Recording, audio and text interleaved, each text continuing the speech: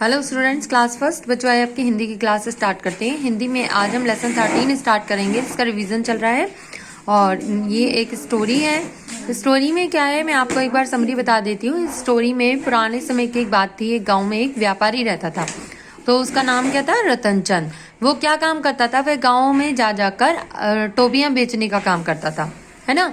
तो एक दिन रतन चंद किसी शहर से बहुत सी टोपियां खरीदकर अपने घर वापस आ रहा था। तो वो टोपियां खरीदने कहाँ से आता था? पहले वो खरीदेगा ना, तभी तो बेचेगा।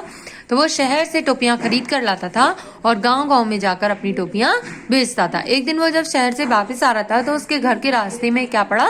जंगल। चलते चलते वह बहुत थक चुका था, इसलिए उसने थोड़ी देर आराम करना चाहा। रतन चंद एक वृक्ष की छाया में लेट गया। छाया में जहाँ वृक्ष के नीचे, है ना। उसने अपने सिर के पास टोपियों वाली गठरी रख ली थी, क्योंकि वो टोपियां लेकर आया था। लेटते ही उसे क्या हो गई? नींद आ गई। जिस वृक्ष के नीचे सोया था उस पर बहुत सारे बंदर बैठे थे। वे सभी एक एक करके वृक्ष से नीचे उतरे और गठरी में से टोपियां निकालकर वापस वृक्ष पर चढ़ गए, क्योंकि रतन चंद तो सोया हुआ था, उसे पता नहीं चला। कुछ समय बाद रतन चंद की आंख खुली। जैसे ही उसने गठरी की ओर देखा तो वह हैरान रह गया, क्योंकि गठरी बिल्कुल खाली थी। अचानक ही उसकी नजर वृक्ष पर पड़ी। उसने देखा कि सभी बंदर अपने सिर पर टोपियां पहने बैठी हैं।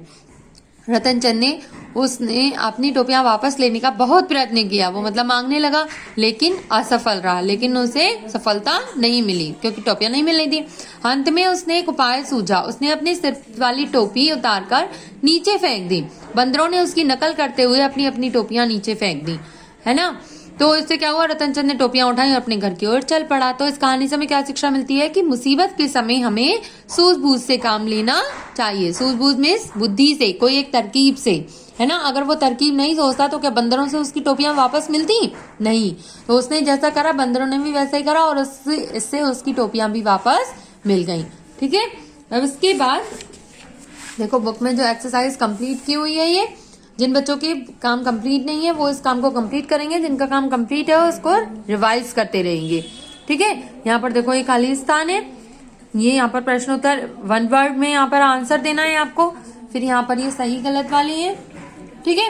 यहाँ पर टुकड़ों को जोड़कर आपको सही शब्द बनाना है। ठीक है। इसके बाद कॉपी में वैसे तो सभी बच्चों का काम कंप्लीट होगा, नहीं है तो फिर भी आप पहले इस चैप्टर के शब्दार्थ लिखेंगे। नकलची, नकलची मीन्स नकल करने वाला। वृक्ष, वृक्ष मीन्स पेड़। प्रत मीन्स कोशिश। व्यापारी मीन्स सामान बेचने वाला। सूझना मीन्स ध्यान में आना। सूझना मतलब ध्यान में आया ना उसे कि ऐसी तरकीब करता हूं मैं। उसके बाद देखो बच्चों, ये चैप्टर से रिलेटेड क्वेश्चन आंसर है। रतन चंद क्या काम करता था? रतन चंद टोपियां बेचने का काम करता था। रतन चंद आराम क्यों करने लगा?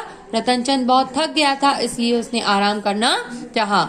गठरी की ओर देखते ही रतन चंद हैरान क्यों हो गया? गठरी खाली देखते ही रतन चंद हैरान हो गया।